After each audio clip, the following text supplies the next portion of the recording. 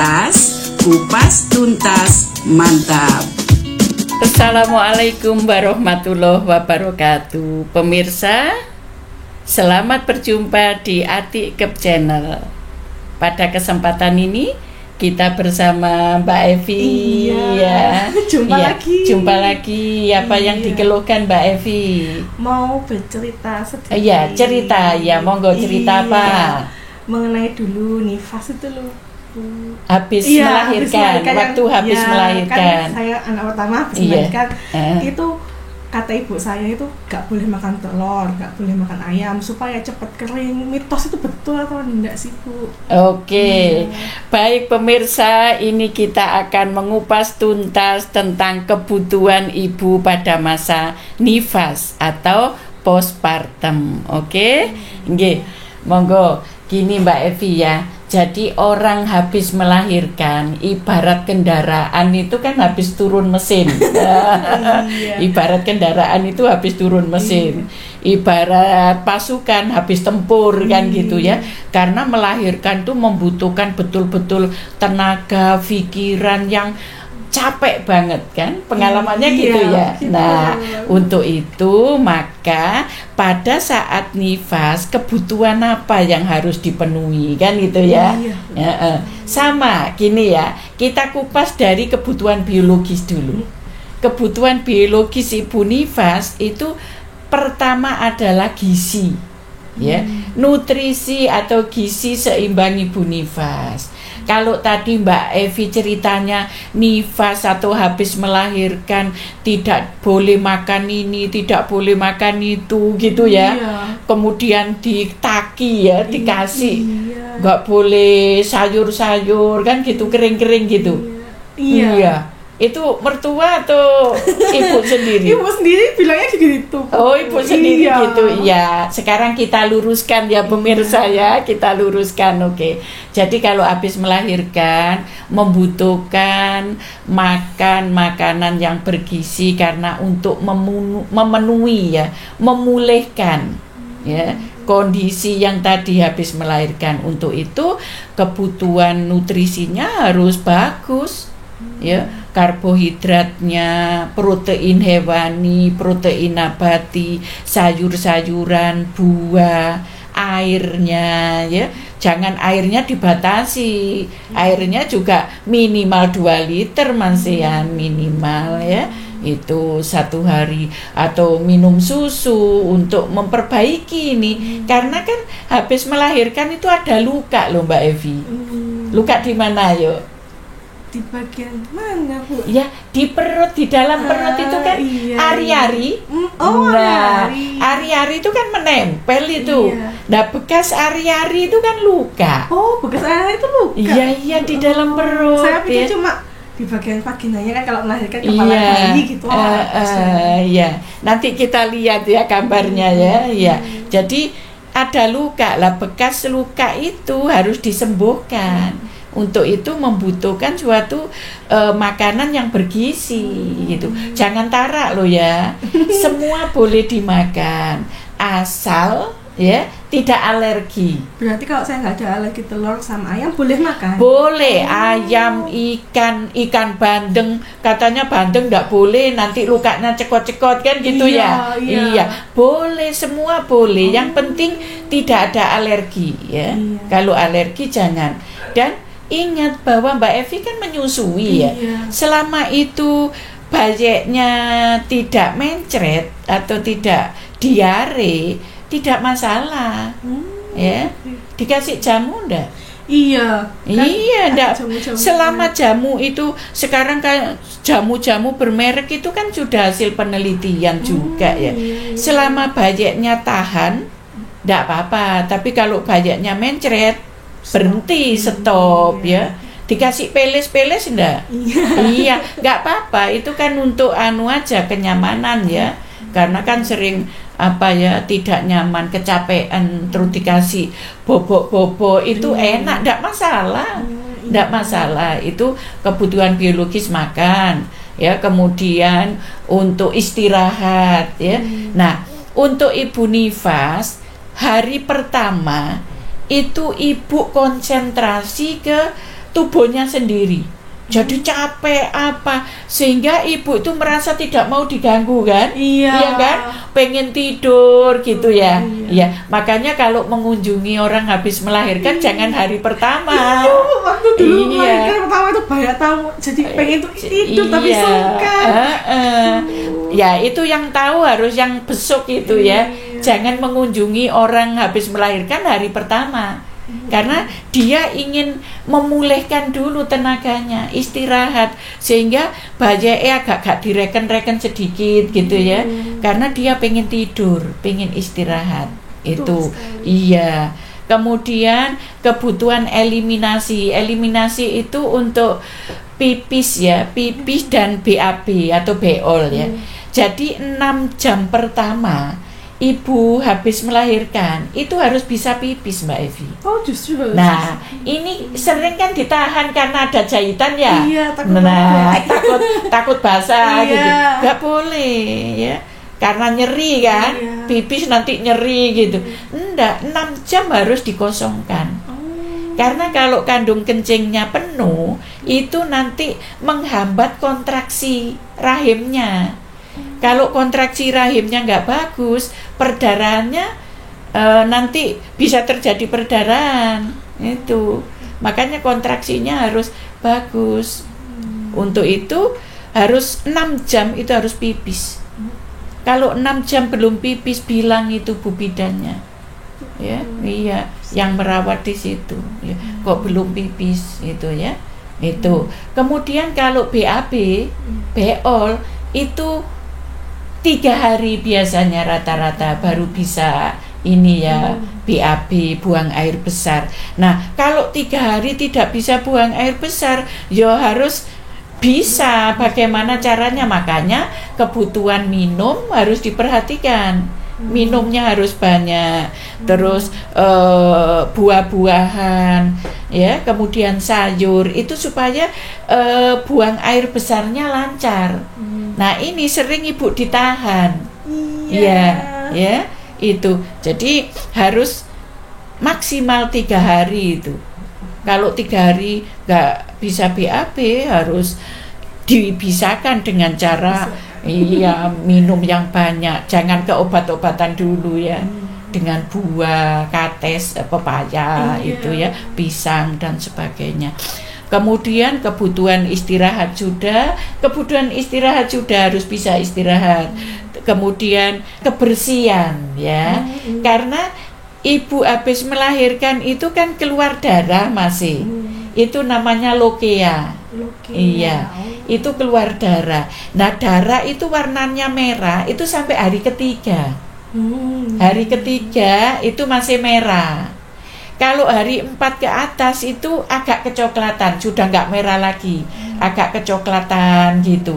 Kemudian sampai minggu kedua, ya 14 hari, itu nanti sudah putih, ya. Jadi habis merah, kecoklatan, kemudian putih agak coklat-coklat dikit, habis itu minggu kedua atau hari ke-14 maksimal itu harus sudah bersih.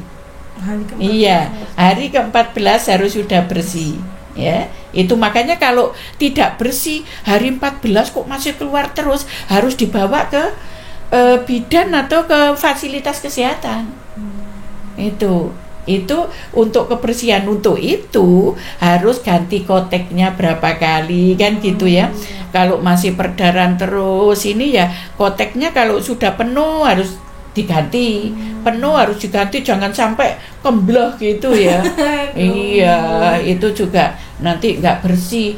Dan ingat, itu boleh cebok pakai sabun boleh. Nah, sering ibu-ibu takut jahitannya basah, kemudian takut nyeri ya, sehingga nggak diceboki bersih. Itu nanti berbau, nanti bisa infeksi ya. Makanya harus bersihan, ganti celananya, ganti koteknya, disabun yang bersih, mandi yang bersih, supaya tidak ada infeksi di jalan lahir, apalagi ada jahitan ya. Nah, biasanya kalau ada jahitan kan dikasih sirih tuh. Boleh sebenarnya sirih hangat, tapi jangan panas. Karena kalau panas itu nanti jahitannya bisa brodol, bisa lepas. Karena jahitan itu sekarang kan tidak diangkat seperti dulu kalau dijahit. Itu kan langsung bisa jadi daging. Jadi sembuhnya bisa menyatu dengan daging. Makanya harus bersihan ya. Mau dikasih alkohol, betadin apa, enggak apa-apa, tapi jangan dikompres di situ, sudah dibuang aja, ditutul gitu langsung dibuang ya. Kalau ada ini jahitan gitu ya, itu kebersihannya. Kemudian untuk seksualitas memang kebutuhan itu selama nifas itu tidak boleh kumpul ya. Biasanya kalau kita di Indonesia itu 42 hari ya, itu baru bisa ya. Sebenarnya intinya kan kalau bersih sudah bisa. Tapi kan orang kita kan itu belum bersih, nunggu 42 hari ya. Itu kebutuhan untuk istirahat. Kemudian kebutuhan lingkungan ya jangan yang terpolusi dengan rokok-rokok, nanti kasihan juga bayeknya ya. Itu. Kemudian apa lagi yang ditanyakan? Sebetulnya kalau pakai bebet bengkung ya, yang dibobot perutnya nggak nyaman ya. Ini sebenarnya bengkung atau itu korset yang ketat itu ya, pakai itu ya, setagen kalau orang Jawa ya. Itu sebenarnya sih selama itu tidak mengikat terlalu ketat, hanya untuk menahan, boleh Bu Evi. Jadi misalnya korset, karena perut kita habis melahirkan kan gelombor-gelombor ya, gak nyaman, itu ditahan gak apa-apa, asal jangan terlalu kenceng. Kalau terlalu kenceng nanti peredaran darah kan juga terganggu ya, sehingga kadang sampai kakinya bengkak ya toh, gak boleh. Itu gak boleh. Kalau hanya untuk menahan gak masalah ya, korset atau setagen hanya untuk menahan ya, jangan terlalu kencang. Iya, apalagi kemudian katanya kalau tidurnya kakinya nggak dijejek gitu, tidur siang nggak boleh itu ya, siang nggak boleh, terus tidurnya juga harus lurus. Kalau anti varises apa itu betul atau iya, sebenarnya gini, istirahat siang itu juga diperlukan ya, karena kan ibu habis melahirkan biasanya malam itu melekan sama bayi ya, sehingga siang itu butuh istirahat. Itu sebenarnya enggak apa-apa, asal ya jangan terus-terusan tidur kan, hanya sesuai kebutuhan 1-2 jam enggak apa-apa. Bayeknya tidur, ikut tidur enggak apa-apa. Kemudian kaki diluruskan, itu memang ada betulnya juga ya, supaya enggak nekuk-nekuk gitu ya. Diluruskan, tapi tidak ditaleni ya, itu tidak dipasung gitu ya. Iya, itu untuk kemudian aktivitas, kebutuhan aktivitas ya, istirahat tadi sudah, aktivitas orang habis melahirkan membutuhkan senam Mbak Evi. Ada senam nifas ya, karena perut kita itu kendor, vagina kita juga longgar. Untuk itu kita diajari senam nifas. Senam nifas itu intinya untuk mengencangkan perut dan vagina tadi supaya cepat balik lagi rapet gitu ya. Itu. Nah, pertama nanti kita bahas juga di senam nifas tersendiri ya. Tetapi intinya harus ada senam nifas untuk mengencangkan tadi ya, supaya tidak terlalu kendor. Tapi senamnya ya enggak lompat-lompat atau ada aturannya sendiri ya. Nanti kita bahas khusus tentang senam nifas, tapi ada senam nifas itu ya. Kemudian juga dalam masa nifas itu juga butuh supporter ya Mbak Evi ya.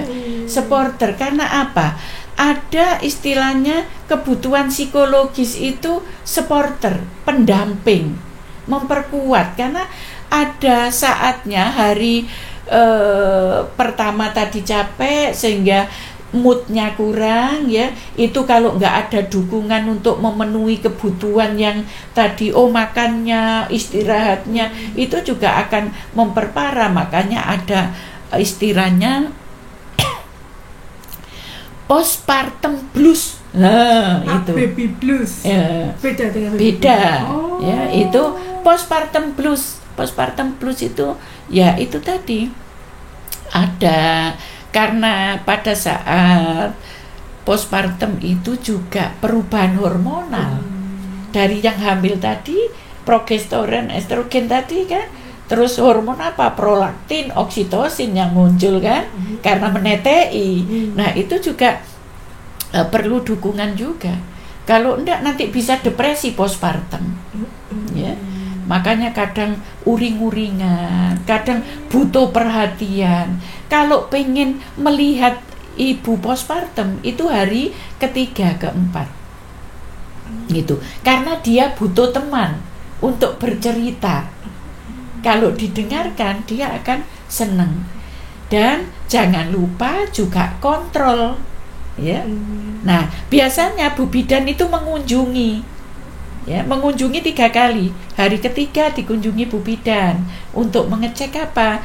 Mengecek proses involusinya, laktasinya ditetei enggak, bagaimana jahitannya, ya, bagaimana kondisi ibunya, bagaimana kondisi bayinya, gitu kan? Iya, jadi butuh dikunjungi atau kontrol yang teratur. Ini kita bicara ibu nifas normal loh Mbak Evi. Iya. Normal. Kemudian hari minggu kedua dikunjungi lagi Bu Bidan. Ya, makanya di pemerintah itu ada kunjungan nifas pertama, kunjungan nifas kedua, kunjungan nifas ketiga. Nifas ketiga itu kalau sudah mau akhir itu ya 30 hari ya, 1 bulan itu dikunjungi. Itu untuk memastikan bagaimana ibu mau rencana KB apa. Kan gitu ya. Makanya ada kunjungan nifas 1, nifas 2, nifas 3. Ya, oke. Ada yang ditanyakan lagi? Sudah cukup? Iya, pemirsa, itulah tadi kebutuhan tentang ibu nifas atau habis melahirkan. Mudah-mudahan bermanfaat. Akhirul kalam, wassalamualaikum warahmatullahi wabarakatuh. Jangan lupa subscribe, share, like, komen. Matur nuwun.